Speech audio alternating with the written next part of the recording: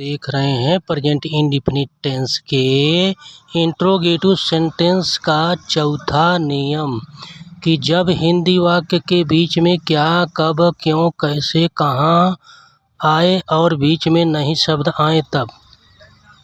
तो सूत्र में देखिए, जो प्रश्नवाचक शब्द आया है उसकी अंग्रेजी आप पहले लिख दीजिए।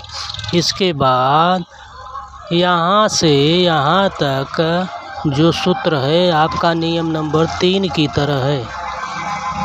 कहने का मतलब ही कि सबसे पहले प्रश्नवाचक शब्द की अंग्रेजी लिखिए, इसके बाद कर्ता के अनुसार सहायक क्रिया डज या डू का प्रयोग करिए, फिर सब्जेक्ट माने कर्ता लिखिए और कर्ता के तुरंत ही बाद नॉट लिखिए, फिर वर्ब की फर्स्ट फॉर्म, फिर अंत में ऑब्जेक्ट लिखिए और अंत में प्रश्नवाचक शब्द चिन्ह। चलिए हम लोग उदाहरण के माध्यम से समझते हैं कि सबसे पहले बीच में कौन सा प्रश्नवाचक शब्द आया है। वाई माने क्यों, और नहीं शब्द भी बीच में आया है। इसके बाद कर्ता कर्म क्रिया अलग कर लीजिए। कर्ता दे माने वे, गीत कर्म, गाते क्रिया। तो सूत्र के हिसाब से मान रख दीजिए। सूत्र में सबसे पहले कह रहा है प्रश्नवाचक शब्द। प्रश्नवाचक शब्द की अंग्रेजी लिखिए। किसका माने क्यों, वाई माने क्यों, वाई लिख दिए। वाई के बाद डज या डू का प्रयोग करिए। तो कर्ता के अनुसार कर्ता देखिए, दे माने वे, माने बहुवचन है तो बहुवचन की सहायक क्रिया का प्रयोग करिए।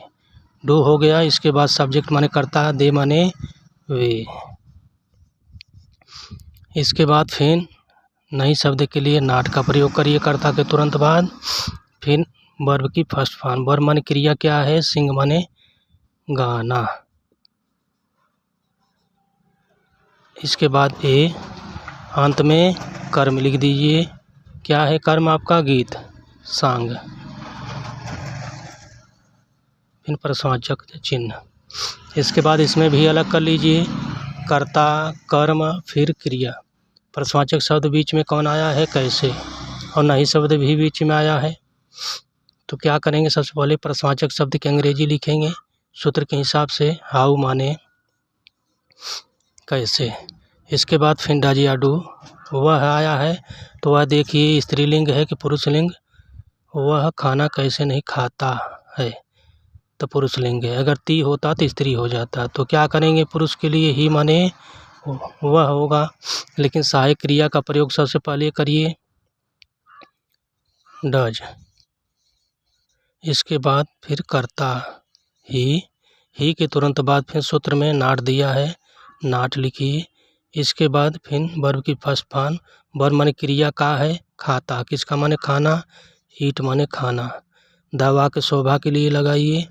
इसके बाद अंत में कर्म दिया है तो कर्म लीजिए। कर्म क्या है, खाना। ये कौन खाना है, फूड माने भोजन वाला। इसके बाद प्रश्नवाचक चिन्ह। फिर आप लोग कमेंट करके बताइएगा कि इसकी अंग्रेजी क्या होगी। धन्यवाद।